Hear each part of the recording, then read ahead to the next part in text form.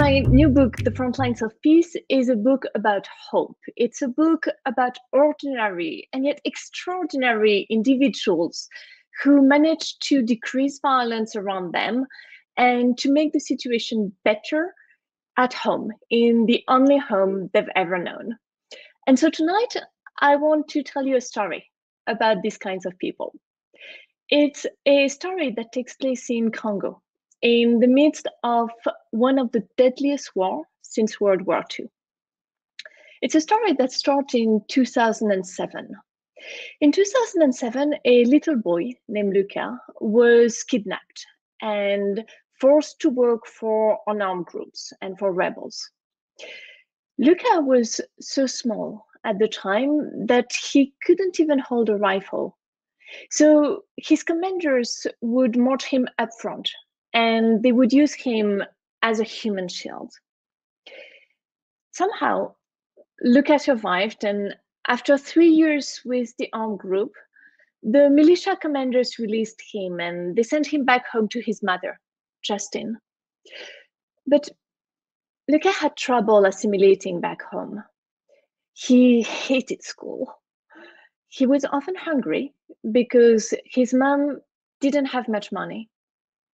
And he still believed what his commanders had drilled into him, that the only way to survive was to use violence. So Luca kept running away to join militias. The only time he felt safe was when he had a gun in his hands. He was 8. And this was the only life that he knew. Meanwhile, in the United States, a young Indian American woman named Vijaya Thakur was working for various international aid organizations focused on Congo. And Vijaya was becoming very uncomfortable with her work because her colleagues used the traditional top-down approach to peace building. So basically, they relied on foreigners' skills and expertise. And in doing that, they ended up harming the very people that they wanted to help. So for instance, Vijaya's colleagues believed that violence in Congo was due to the illegal exploitation of minerals like gold and coltan. So they focused their efforts on advocating new laws on conflict minerals. But the new legislations cost their jobs, cost many vulnerable people their jobs, and these people had no other choice but to join armed groups in order to survive. So whenever Vijaya traveled to Congo, she started asking ordinary citizens what they believed would lead to peace. And eventually, she decided to try something in the village where Justine and Luca were living. In partnership with local activists, Vijaya organized lengthy meetings and workshops so that the residents would develop their own analysis of the conflicts they face and then decide what the best responses would be.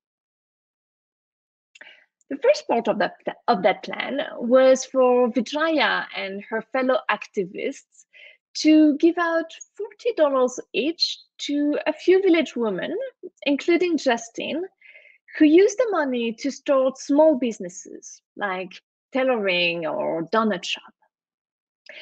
The businesses took off, and soon the participants had enough money to implement the second part of their plans. So they installed taps for clean drinking water, and they organized trainings for the teachers to learn how to curb ethnic violence rather than fueling it. Eventually, they lobbied local authorities for protection and better services. Luca now had 3 meals a day, shoes without holes, and role models who didn't use violence to survive and gain power. And like Luca, all of the villagers were safer and they were healthier. And one day, Vijaya was talking with Justine, and Justine kept using the word success to refer to the whole initiative. It was Because Luca had turned 13, and for the first time in his life, he was speaking in the future tense. He had stopped running away from home all the time, and he was making plans, peaceful plans within his community. He now wanted to hold a pencil instead of a gun. That's what Justin said. And if you've ever seen the cover of my book, that's where the artist found her inspiration for the cover of my book. As for Vijaya, she decided to use this approach to create the Resolve Network. And the Resolve Network has helped more than 7,000 people over the past 10 years. All were individuals at risk of being recruited by armed groups, and more than half of them were former combatants like Luca. Militias have formed and reformed in Congo. The pressure to remobilize has been enormous, but not a single person participating in the Resolve programs has started or gone back to fighting. And so my book, The Frontlines of Peace, suggests ways to emulate people like Justin and Vijaya so that we can help individuals like Luca stay, like, and thrive in the only home they've ever known. Thank you so much.